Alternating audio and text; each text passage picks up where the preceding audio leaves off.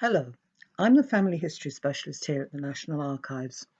And what I'd like to do here is to share with you some of the hints and the tips that I've picked up in the 30 something years that I've been researching my own family history and also other people's.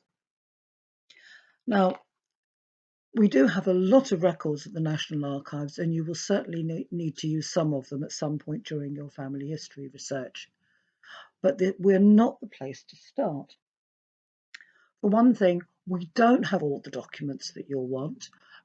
However good a site or a repository is, nobody's got everything on anything. When you're starting your family history, you will probably want to look at some birth, marriage, and death certificates. They are absolutely central to your research. We don't hold those. Those are held by the General Register Office.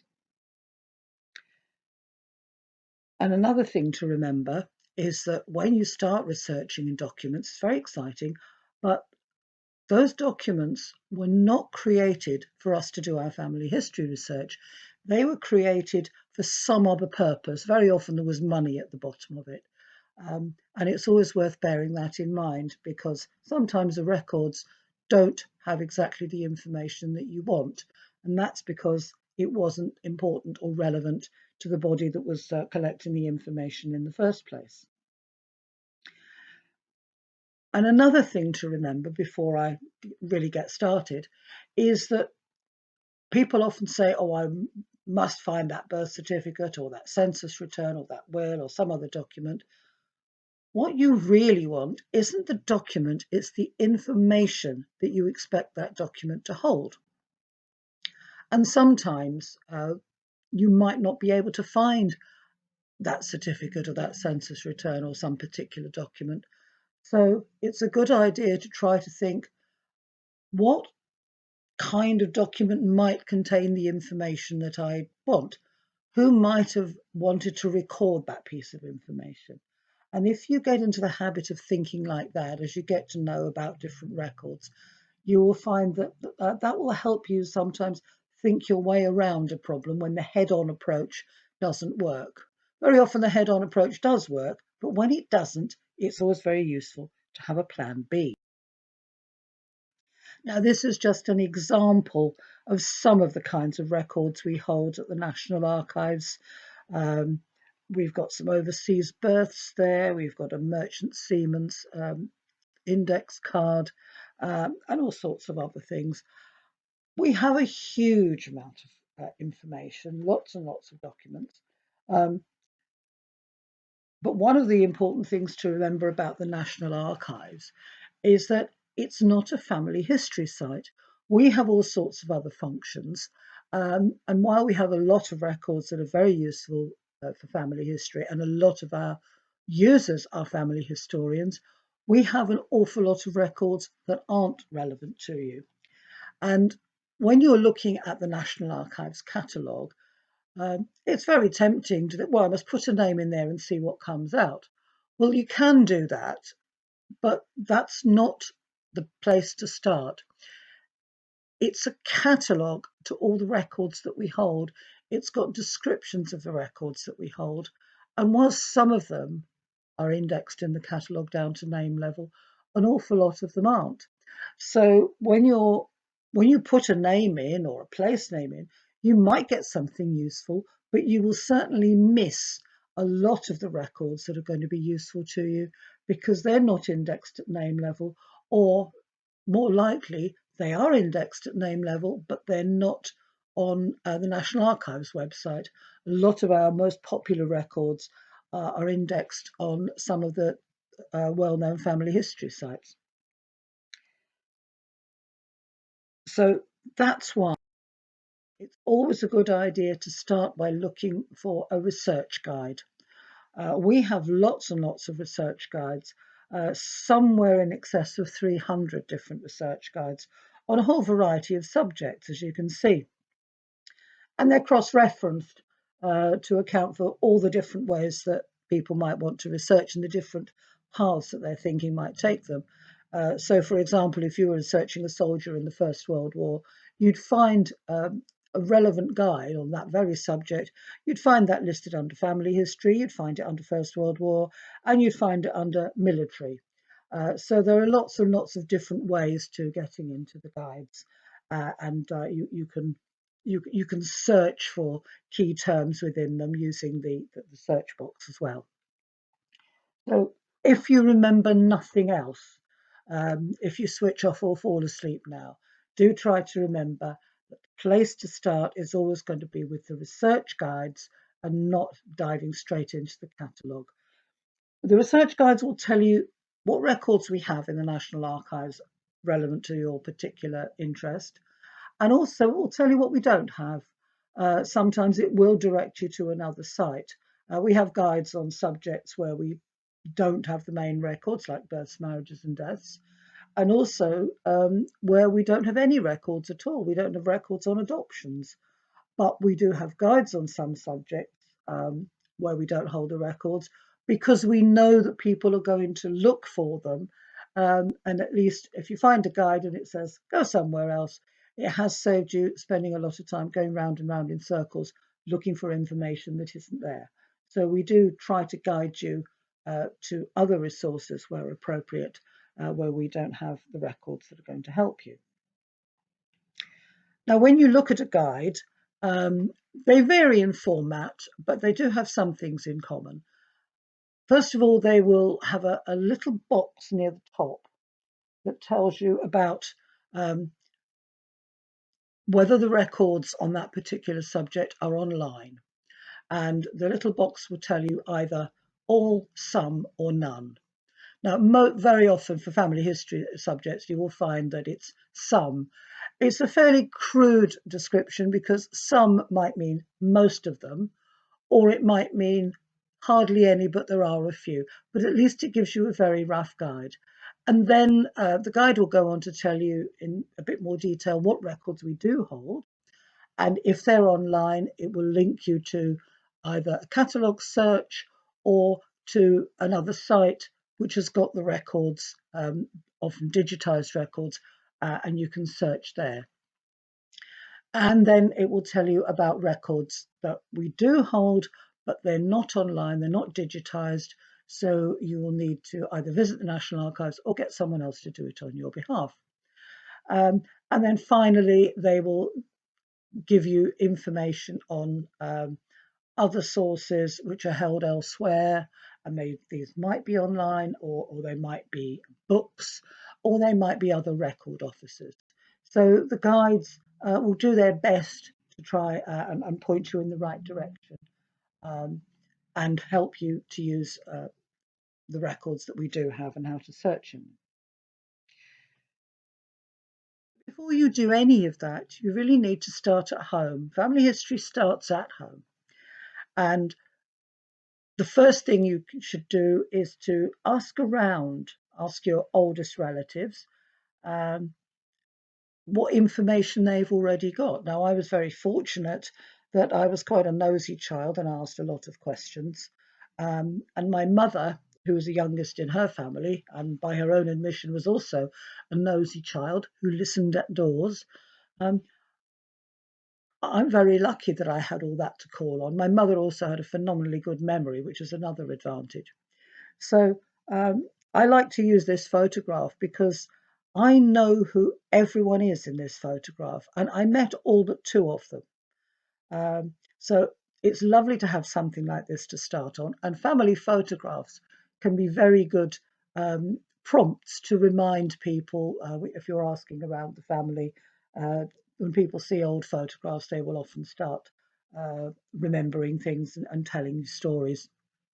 So it's always a very good idea to ask what people already know.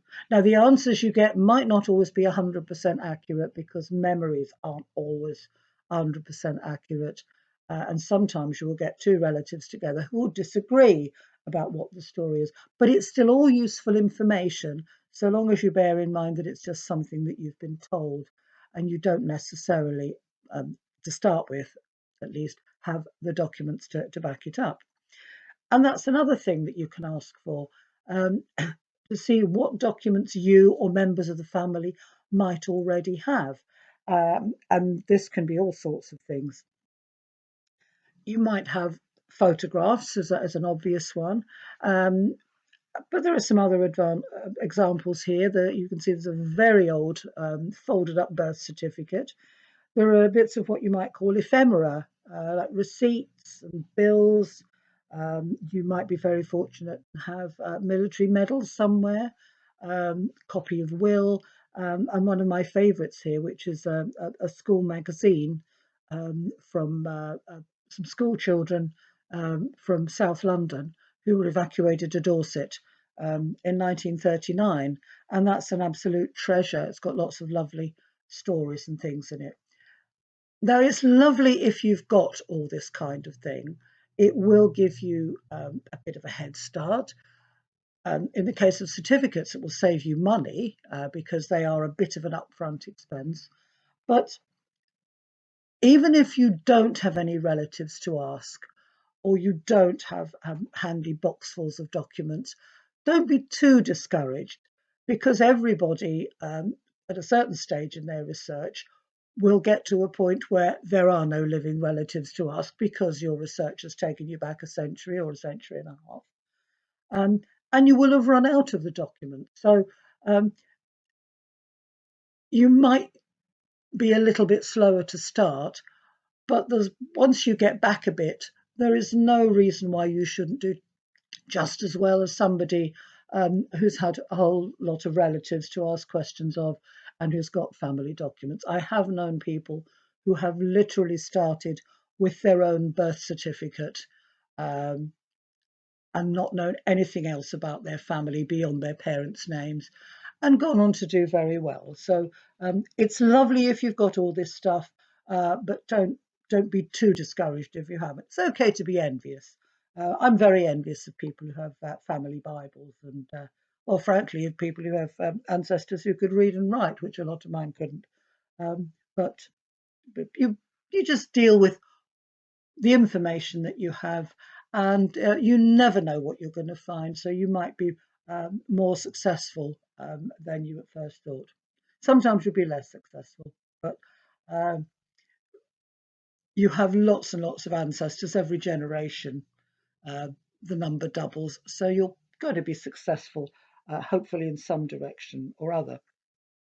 And this is something else to think about. A lot of people will want to trace their own family name, and that's fine. Or there may be some particular side of the family that you're especially interested in. You may have some kind of a family story that you want to check out, or just a branch of the family that you find particularly intriguing. And it's really up to you which line you choose to trace. But what I would advise you is that if the line you really want to trace um, has a very common surname, that's obviously going to be a bit more difficult um, because you'll have lots and lots of information, and it can be tricky to identify the right documents. So what I would advise you to do is to start with a different line in your family. If there's one line that's maybe got a more unusual surname, um, there are pitfalls of having an unusual surname as well, but on the whole, that's going to be a little bit easier to research than a really common name. So you can sort of learn your craft by doing this, working on a slightly more unusual surname, and then when you're a bit more experienced, you can then turn to the common surname for a family that you're really interested in, and you will be a better researcher by then because you will have learned a bit, you will have had some practice and some experience.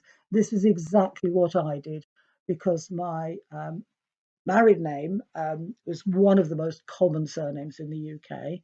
But fortunately, my mother in law has a very unusual surname, and that's the one that I traced first. And I learned a lot as I did that. And then when I came to research the common name, um, I can't say it was all plain sailing, but I actually did very well with it because I knew the ropes by then. And inevitably, it will happen at some point that you will get stuck. You will just run out of things to research. There just won't be any evidence. Now, that might be because it's really difficult, or um, the documents don't exist, or they do exist but they're not accessible because it's in a different country, or they're documents that haven't been digitized or indexed. So you need to go and do on the ground research, and you can't do that immediately. Um, but you will get stuck at various times, and then you can always switch to another line. Um, Again, I wouldn't advise you to try and trace all of your ancestors, every single line, all at once, but just pick on one, um, work on that, and then maybe pick on another one. Again, it's up to you. You don't have to research all your lines if you don't want to, but try to focus and try not to do too much all in one go. And when it becomes frustrating, which it will from time to time, just leave it. Go and do something else. Go and bake. Go for a walk. Uh, Sometimes when you come back to your research from doing something else, you it, you might spot things that you hadn't noticed before. So those are the records and the information that you might get from the family, and you can start drawing up maybe a rough family tree. That's always a good idea because you can see what information you've got and what information you haven't got. So you can decide what to go and search next. And it's also a very good idea to keep a record of what research you've done. There are all sorts of different ways of doing that. Some people will keep, a page for each person that they're researching or for each family. Um, you can do this using pencil and paper, or there are all sorts of ways you can keep research logs on a computer. Um, and no one method is better than another, but it's a good idea to start out um, just getting into the habit of keeping track of what you've searched, what you've found, and of your unsuccessful searches. Um, you have the great advantage when you're starting out in family history that, unlike those of us been doing it for a long time, you haven't developed any bad habits. So it's just as easy to develop good habits when you're starting out um, as it is to develop bad ones. So try to get into the habit of keeping proper records so that you or somebody else can go back and check what you've done and have a look at that document again.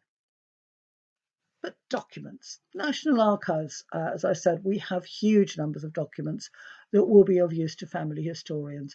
And one of the most important, probably the single most important one, is the census records. We hold census records for England and Wales, for the Channel Islands and the Isle of Man, and also things like shipping records, and from 1911 onwards, um, army bases abroad. So we don't have Scottish and Irish censuses; those are held by their relevant national archives. But the census is a wonderful source, and it's also a very good example of one where you won't find it indexed on the National Archives website. It's on several family history sites, and that's where you need to go to search the records. It's been indexed by name and by place, and you can see images and you can download them. But the great thing about the census is that, in theory at least, everyone's in it. Everybody who was in England and Wales, etc., on census night, once every 10 years, will have a line. They should all be there. And better than that, in many cases, they will be at home with their families. So you don't just see the person you're searching for, you can see them in the context of their family. Now, that won't always be the case because some people will be lodgers, they'll be apprentices, they'll be in the army, or they might just be living on their own. But for the most part, you will see people in family groups. And if you don't see them in a family group in one census, they might well be with their family or with some relatives in another census. So it's always a good idea to try and find people in as many census years as you can, because there might be just some useful little bit of information in one census year that um, you won't find in others. For example, a grandmother may be visiting or living with the family that will give you a big clue to a generation earlier. So the census is incredibly useful because I always say it's a little bit like going along the street and peering in through people's windows to see who they're with and what they're up to. Now, that's only one night every 10 years. It doesn't tell you about what they were doing in the bit in between, but it's still a tremendously useful resource and is absolutely central to your family history research. So do try to make the most of it. Um, Other records, which we have some of, but not all of, are wills. This example is from the Prerogative Court of Canterbury, which we call the PCC because that's an awful mouthful of a name to say. Um, Wills from 1858 onwards for England and Wales aren't held by us, they're held by the probate registry. Again, they're very widely indexed. Then the wills aren't online, but the indexes are, and you can order the wills. And they are a tremendously useful resource. From earlier than 1858, wills were proved in a variety of different church courts. We have got the biggest collection from the PCC, which was the senior court in England and Wales.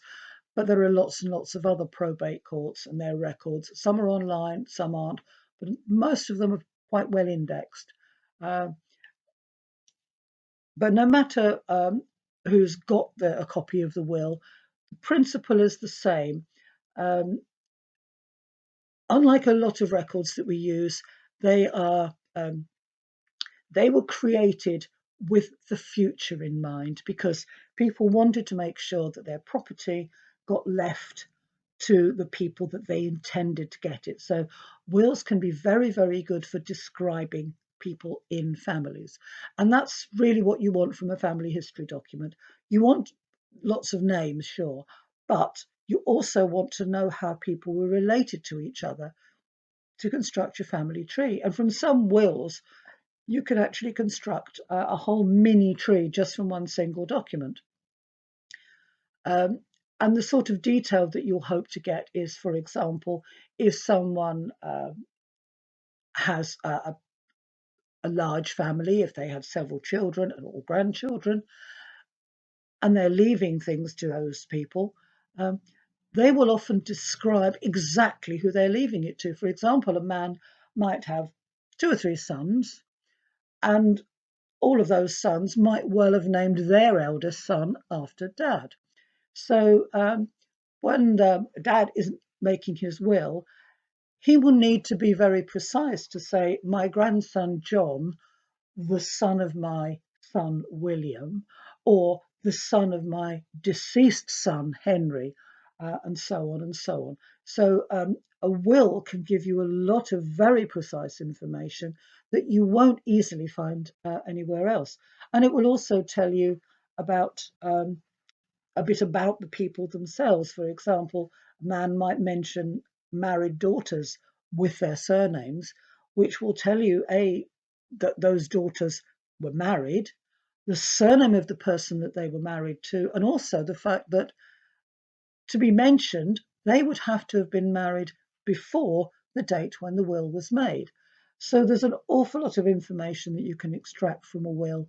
Um, and between wills and census and births, marriages, and deaths, you can really construct a lot of your family tree. And when you get to the early part of the 19th century and you have run out of census, because the first useful census that we have is 1841, civil registration of births, marriages, and deaths in England and Wales started in 1837.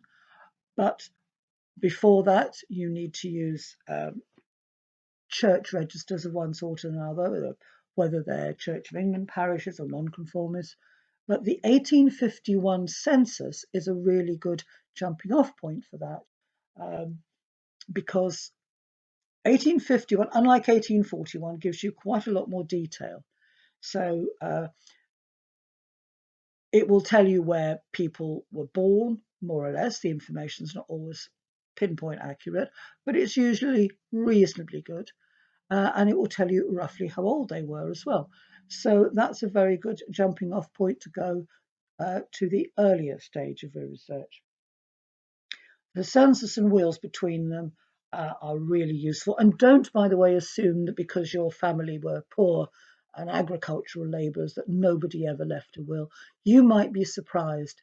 Even labourers left wills, and some people, they might have been labourers, but they might not always have been labourers.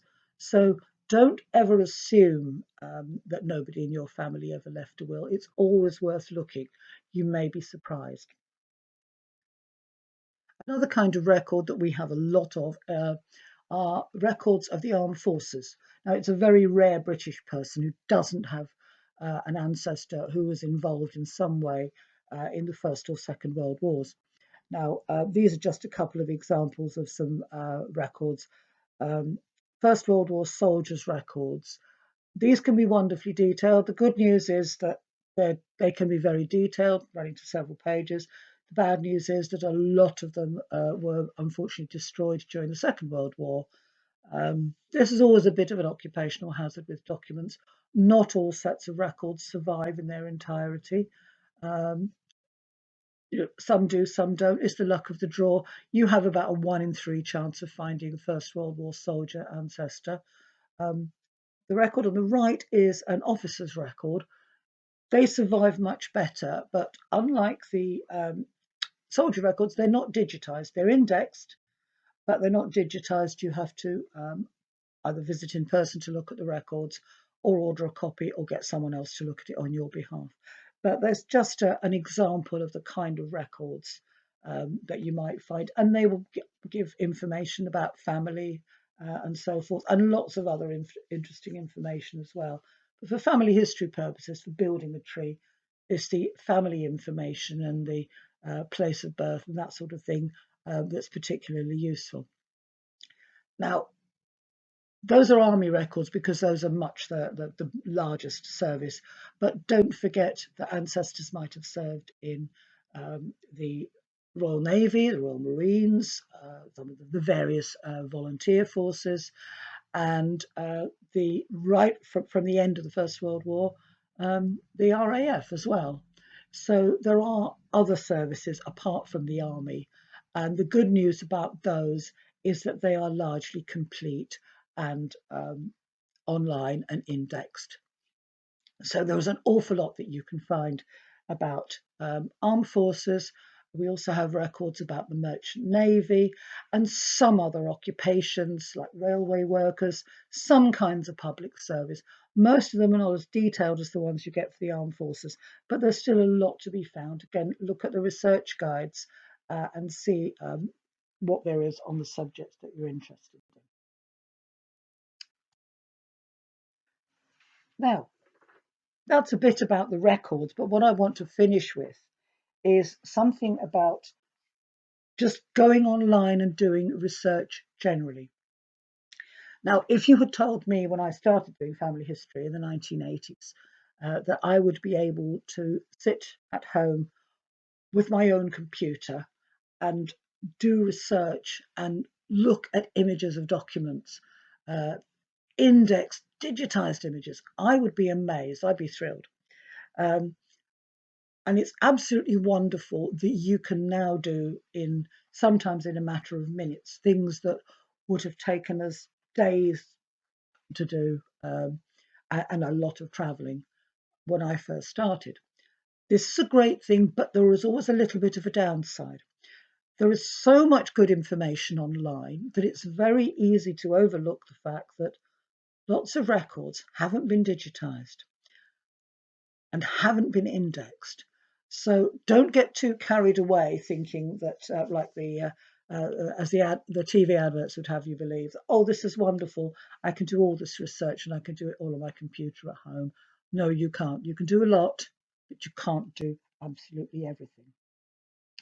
And when you're looking on popular family history sites, they will have a nice inviting box. So type a name in and we'll see where it takes you. Well, that's all very well, and by all means do that if you want to.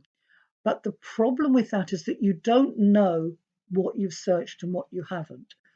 If a website has got literally hundreds of different record sets, uh, when you search for a name, you might find something or you might not, but you have no idea whether you've searched the records that you really need to search. Even if you like to do these sort of search everything everywhere searches, and they are of value, I always prefer to find a particular set of records and search them, and you can do that on family history sites. That way, I know that I have searched for a particular set of records, and you will also see, what records a site doesn't have. Sites have always got a list of the records that they've got. They won't tell you what they haven't got, but if you're interested in researching in a particular county, for example, a website will tell you, for example, what parish records they've got, and if they don't have any for the county that you're interested in, well, then you'll need to look somewhere else. So always bear in mind that however good and however big the site is, it doesn't have everything, and it might not have the crucial records that you need for your particular research area. So, and they also often have some research guidance as well. It's always a good idea to look at that, even if you've looked at National Archives guidance. It's always good to have a look and to see what advice and support a site will give you, and then there may be some very useful stuff there. They may have linked records from other repositories. So always have a look and look for any help that's available, because there will be some. And the other thing to do, even when records are very nicely indexed, is to always look at the document itself, even if it's hard to read. In fact, especially if it's hard to read, because the transcription and the index is only what somebody else thinks it says.